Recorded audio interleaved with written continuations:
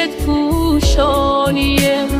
کاش میشد و دلم طاقت می آورد، قسمتم این نبود.